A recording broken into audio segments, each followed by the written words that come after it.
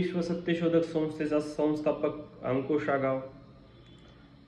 नगरमध्ये आजचा विषय आहे नगर जिल्ह्यामध्ये भ्रष्टाचारासंदर्भामध्ये. नगरमध्ये जवळपास 70% भ्रष्टाचारच चालतो नगर जिल्ह्यामध्ये. राजकीय मंडळी असतील, प्रशासकीय अधिकारी असतील, केवळ भ्रष्टाचार आणि यांच्या भ्रष्टाचारामुळे नगर जिल्ह्याच्या सर्वसामान्य जनतेला खूप त्रास भोगावा लागतोय.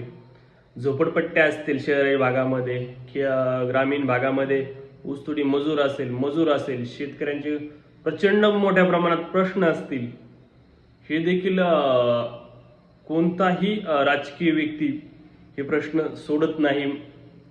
केवळ यांचं स्वतःचं स्वार्थ बघायचाच, केवळ स्वतःचे घरं भरणे हेच चालू आहे. नगर जिल्ह्याला निवळ राजकीय माणूसच आजपर्यंत चांगला भेटला नाही असं म्हणायला देखील काही हरकत नाही.